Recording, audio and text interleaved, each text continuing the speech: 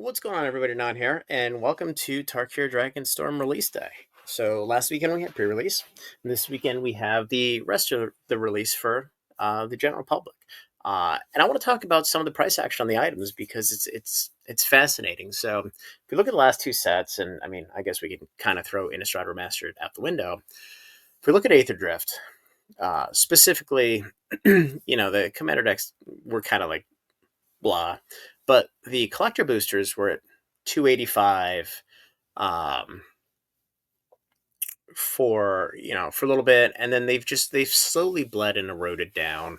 And the interest in the set is just kind of, I don't want to say falling off a cliff. It's just been a little bit of a slip bleed. Now I think part of that is the flavor text or the flavor of the set. I think part of that is everybody associates the timing with Karlov Manor, which was a disaster last year. Obviously recovered this year. But I want to see what was going to happen with Tarkir Dragonstorm, because as everybody's aware, after Aether Drift, I don't know what it is, ended up being a little bit of a shit show. Hasbro came out and they basically front ran Tarkir Dragonstorm with Final Fantasy and Final Fantasy spoilers. So we went pretty big into Tarkir. This is our largest allocation of collector boxes, commander displays ever from any set. And it's because the set was underordered and it was kind of forgotten, and we're a little contrarian. So it worked out for us. Sometimes it's better to be lucky than good. But I want to talk about some of the mechanics here, because specifically with the collector boosters, and we'll go through the collector boosters, play boosters, and the commander displays. These started at like $225, $215. Everybody had the price memory of Aether Drift falling off cliff. And then all of a sudden, and I put out a video on this, and I had one or two people in the comment section basically say, "Hey, Non, you're a fucking idiot. You know what you're talking about." But I was right on these. I said, I was thinking to myself, I'm like, look, if the pre-release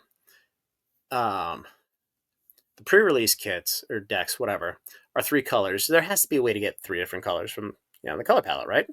So really the easiest way to do that is with the with fetch lands.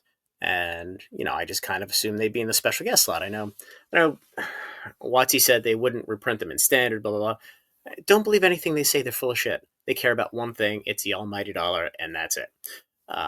Now, technically, it's not standard. So before you guys post in the messages that, well, they didn't violate what they said, they didn't with 30th anniversary either, technically. And we saw where that ended up. The game still hasn't recovered. But anyway, collector boosters, they skyrocketed to like $350, selling like crazy. We see the volume here in the last 3 months was almost 3,100 collector boxes, which is double, almost double what Aether Drift did, almost double what Innistrad Remastered have sold to date. Like today's a release date. These have been out obviously much longer. In addition, and I've done 2 videos where I've touched on this, where this set has fallen for the fiscal quarter of Hasbro, which is a publicly traded company who lives and dies quarter to quarter, which is why Magic the Gathering in a public company is oil and water. It's cancer. It's terrible, terrible combination. Starting the last week of February, they've been dumping collector boosters, commander displays, and basically anything that's not nailed down. They've been dumping it on Amazon into the market. These, when the boxes were $350, they were selling these for $280 on Amazon. So if you manage to pick them up, congratulations. But it just goes to show you the pathetic level of desperation that the Hasbro management team has, because they don't have another business. And that's one of the things that scares the crap out of me when it comes to the Spider-Man set, because it's going to be print to demand. I mean, everybody I've spoken to a distro with Final Fantasy, there's a lot of it coming. Like, I'm going to get 2 to 3 times of everything, except for potentially collector commanders, than what I got for Tarkir Dragonstorm. Now, the demand's going to be higher, but there's going to be a lot of stores who got more than what they wanted, even though they ordered a ton. And there's going to be some dumps on here because they're going to have liquidity issues. And that one scares the crap out of me. But for now, everything is great. So over 5,000 of these were sold direct from Hasbro to the consumer on Amazon. I'm guessing it's probably closer to 10 or 15,000, which tells me there's not a whole lot of these remaining. We've managed to get 5 across the 5 distributors who carry Magic the Gathering, basically from allocation to 4 days ago, when the last order shipped for this week. I mean, technically it was last week because we're a WPN store, but either way. So these collector boxes, in my view, they're going to be $500 by the end of May.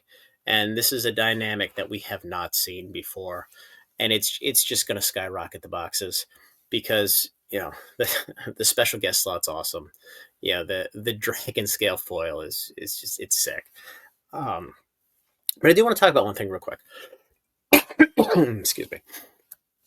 It does look like there's a problem with the mythics, with some ink bleeding. For those of you who aren't aware, there is, on the Wizards of the Coast website, there is a way to submit cards that have print defects, where they will send you clean versions of those cards. I've never used it personally, but everybody I've spoken to has nothing but good things to say about that, which is shocking because nobody else has anything but bad things to say about WotC at this point. I'm kidding. People just complain. But if you don't know what to do and you've gotten a bunch of these cards, go on the website. Again, I haven't used it before. Maybe somebody can paste the link in the comments just to help everybody out. So, moving on. Play booster boxes. So, play booster boxes are the worst product in the world from a make some money perspective, but they're great because it gets people in the door. So, distro cost on these is like $96. I'm sure somebody like MVP is probably closer to 92, 93. But there's not a whole heck of a lot of money in these. And again, the price is down. The price is down because the number of packs are down. So, at $115, you're taking 14% off the top here. So you're basically making $8 a box. What's interesting is there have been over 12,000 of these sold so far, 11,000 here. And here you have Banana Stand, aka Fortune Fire Gaming, selling a ton, basically for break even for spend, which not a terrible idea. Don't hate it. Don't criticize them for doing it. But play boosters, there is a second wave that is hitting the warehouse at distro as we speak. So don't panic on these. Don't pay up for these. There are more coming, and they will print these until the cows come home. So moving on to the commander displays. So another item that has just been sold like crazy on Amazon. So there have been 4, potentially 5,000 commander displays. The sealed 5 decks sold on Amazon. The highest number of sales that I had seen, and I don't know if it ticked up, was 4,000 per deck. So right there, you're out 9,000 at the very least. Commander displays, again, the 5,000 plus stops there. That means it could be 6, 7, 8, 9, 5 million. It does. There's no way to tell the difference. But what's super interesting is there have now been 2,648 of these have sold. So if you look at Duskborn, Bloomburrow, Modern Horizons 3, all of those have had at least one reprint, potentially 2. I think Modern Horizons 3 had 2. They've all sold around 36 to 3,800 units. We're closing in at 2,700 units, and I would be shocked if we don't hit that today on pre-release day. So the fact that there aren't many of these left because WotC sold them all into the market, these are going to go crazy. There's 131 of these listed. You can see here you have normal, whatever that is. These guys are just selling them into the market. The thing that drives me nuts is you have somebody at 248, then somebody comes in, it's like, I'm going to cut $10 off. Then somebody else is like, I'm going to cut $5 off this. And it's just like, it's all of these stores are just like, oh, well, if I can make $30 fast, I'd rather make that than make $45, and have it take an extra 20 minutes. It's insane how financially incompetent a lot of these folks are.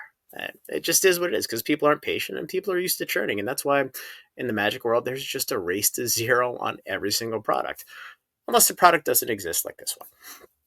So what we're seeing here is, again, the last 3 days, 78 displays, 89 displays, 82 displays. So a lot of these are selling, and they're selling very quickly. Again, you go to 3 months, you're at 2648. You go to the individual decks. The best-selling deck is around 1,000 units last I checked. The worst-selling deck is like 400, but it doesn't really matter because once you break a sealed display, it's broken. You can't unbreak it. So again, you're going to see these people, all these sell through relatively quickly, and then the price is going to move back up because there's just no supply out there. So there was supposed to be a second wave of these, and what I've been told is that the second wave effectively shipped right around the time that the first wave shipped. So my allocation got bumped up because both waves were received. My theory is that they were shipped at the same time, right before the end of Q1, because if you're Hasbro, if I ship product, the product is received on April 1st, it's in my Q2. If it's received on the 28th of March, it's in my Q1 because the risk of loss is on the shipping company. So they wanted all this product at the docks of distribution to hit their Q1. No different than the reason why they were dumping all this on Amazon. It's just desperation at this point. So, we'll see what happens. But the fact that the race to zeros hit and the demand has just eaten everything up is really fascinating. And I think some of it's also preemptive. I think a lot of the stores have just pre-sold all this stuff at really, really good prices, or really bad prices if they've sold them early. And there's just not that much out there to race to the bottom on. So anyway, guys, want to do a quick Magic video. We are going to, at least I'm working on a Final Fantasy bundle. It's not going to be for probably a month until we have some idea of what the allocations are. As of right now, we're thinking a full commander display and a collector box. It will be materially below what the market is of the two items, but you'll have to be in the Discord. You'll have to be an elite member. I think it's $3.99 a month. You get all the restock notifications. But I'll shill for myself. That's the easy way for me to make sure that the folks that are buying the product are folks that are following the channel, following Discord, etc., and not just random bots or whatever. So anyway, guys, like the video, subscribe to the channel, join the Discord, and have a great Saturday. Great Friday. I don't even know what day it is.